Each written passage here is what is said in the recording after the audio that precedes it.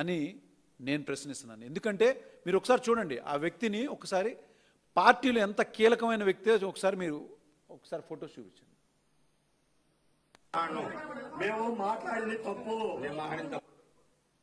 ఈ విధంగా దౌర్జన్యంగా అతన్ని భయపెడుతూ చేస్తున్నటువంటి ఫొటోస్.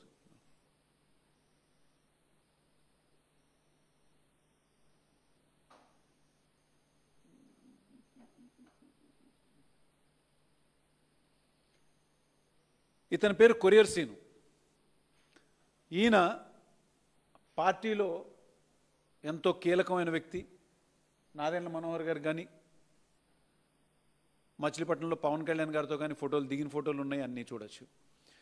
ఆయన అడిగిన మీడియా పరంగా ఒక సామాన్యుడు ఎలా స్పందిస్తున్నాడని చెప్పని ఒక మీడియా మిత్రులు అతన్ని వెళ్ళి అడిగితే గిరి గారిని, ఆయన చెప్పిన సమాధానం ఏంటంటే, పవన్ కళ్యాణ్ గారు ఎన్నికల ముందు చేసినటువంటి వాగ్దానం ఏంటిది, ఏదైతే సుగాలి ప్రీతి కేసు మేము టేకప్ చేసి న్యాయం జరిగేలా చేస్తాను తప్పనిసరిగా అని చెప్పని అన్న విషయంని, అలానే ఈ యొక్క రాష్ట్రంలో 33,000 మంది అమ్మాయిలు అదృశ్యం అయిపోయారు అని చెప్పని ఏవైతే ఆయన ఎన్నికల ముందు ప్రజల్లోకి వెళ్ళి వాగ్దానం చేశారో, మేము అధికారంలోకి వస్తే తీసుకొస్తామని చెప్పని మాటని ఇదే గిరి గారు ఒక మీడియా మిత్రులు అడిగితే దానికి ఆయన చెప్పిన సమాధానం, ఎందుకు మరి పవన్ కళ్యాణ్ గారు ఏం చేస్తున్నారని అడిగారు. ఆయన చేసిన తప్పిదే.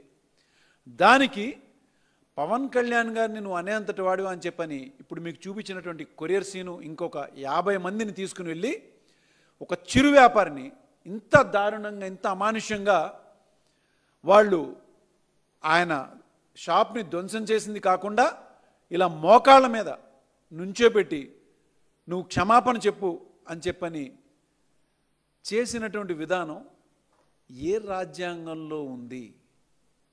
ఎందుకని ఏ రాజ్యాంగంలో ఉందని అంటున్నానంటే, ఇవాళ పొద్దున పవన్ కళ్యాణ్ గారు జగన్మోహన్ రెడ్డి గారు అసెంబ్లీకి వస్తారా, రావట్లేదా, బహుశా రావట్లేదండి అని చెప్పని మీడియా మిత్రులకి ఆయన చెప్పిన సమాధానం ఏంటంటే, ఓహో రావట్లేదా, ఆయనకి ఏ రాజ్యాంగం ఉందో బహుశా ఆయన అసెంబ్లీకి రావట్లేదని చెప్పాను. పవన్ కళ్యాణ్ గారికి నేను మీ ద్వారా ఒక చిన్న విషయాన్ని చెప్తున్నాను. ఏ రాజ్యాంగం ద్వారా ఇవాళ ఈ అరాచకం కానీ, గతంలో ఎన్నో అరాచకాలు అధికారంలోకి మీరు వచ్చిన దగ్గర నుంచి ఇప్పటి వరకు జరిగినటువంటి ఎన్నో అరాచకాలు ఏ రాజ్యాంగంలో ఉంది? ప్రజలకు కానీ ఇవాళ తెలుస్తుంది ఏంటిదంటే, మీరు రాసినటువంటి రెడ్ బుక్ రాజ్యాంగమే మీరు అమలు చేస్తున్నారు. మరి నిజమైన రాజ్యాంగంలో ఎక్కడా కూడా లేదు. మరి ఇదే పవన్ కళ్యాణ్ గారికి ఓ చిన్నపాటి సూచన ఏమిటంటే, ఆయన ఎన్నో సందర్భాల్లో చెప్పారు, నేను చాలా పుస్తకాలు చదివానని చెప్పని. ఆయనకి నేను చెప్పేది, మీరు ఇప్పుడున్న పరిస్థితుల్లో చదవాల్సినటువంటి అత్యవసరమైన పుస్తకం ఏది ఉందంటే అదే రాజ్యాంగం. మీరు చదవండి. మీరు చదివితే ఆ రాజ్యాంగంలో ఇలాంటివి చేయమని ఎక్కడన్నా ఉందా? మరీ ముఖ్యంగా మీరు జగన్మోహన్ రెడ్డి గారిని ప్రశ్నించారు. ఏమిటంటే, ఏ రాజ్యాంగాన్ని బట్టి ఆయన రావట్లేదు, ఆయనకి సపరేట్ రాజ్యాంగం. ఆయన రాజ్యాంగాన్ని క్షుణ్ణంగా తెలుసుకున్నారు కాబట్టే స్పీకర్ గారికి లెటర్ ఇవ్వడం జరిగింది. అదే విషయాన్ని హైకోర్టు ముందు ఉంచడం కూడా జరిగింది. హైకోర్టు కూడా చాలా స్పష్టంగా స్పీకర్ గారికి, మీరు ఈ విషయంలో రాజ్యాంగబద్ధంగా ఆయన వేసినటువంటి పిటిషన్లో మీరు కౌంటర్ దాఖలు చేయాల్సిన అవసరం ఉందని చెప్పని కూడా హైకోర్టు వారిని అడగడం. మరి ఇప్పటిదాకా ఎందుకు ఆ కౌంటర్ని మీరు స్పీకర్ గారు దానికి సమాధాన పరిచే విధంగా కౌంటర్ ఫైల్ చేయలేదని చెప్పని నేను ప్రశ్నిస్తున్నాను. మరి మీరు చదువుకుంటే బాగుంటుంది పవన్ కళ్యాణ్ గారు.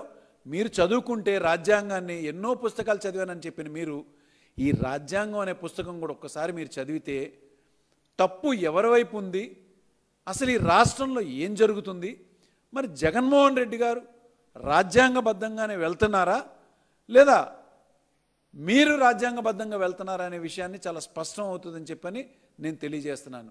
దయించి మీ కార్యకర్తల్ని చేస్తున్నటువంటి అరాచకాల విషయంలో మీరు కూడా క్రమశిక్షణ చర్య పాటిస్తే చాలా బాగుంటుంది, దాన్ని ఖండిస్తే కూడా చాలా బాగుంటుందని చెప్పని మరొకసారి మీడియా ముఖంగా తెలియజేస్తున్నాను. నమస్కారం.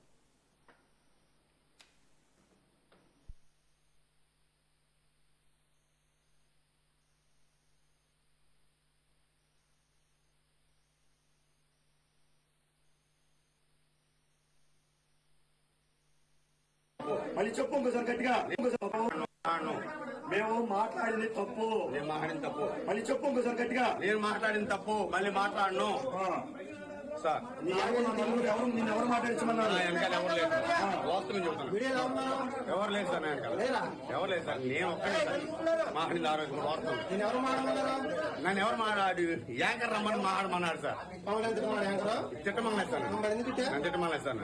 తిట్టమన్నా యాంకర్ తిట్టమన్నాడు. తప్పు నేను తప్పు. ఆయన తిట్టమన్నా వాస్తవం.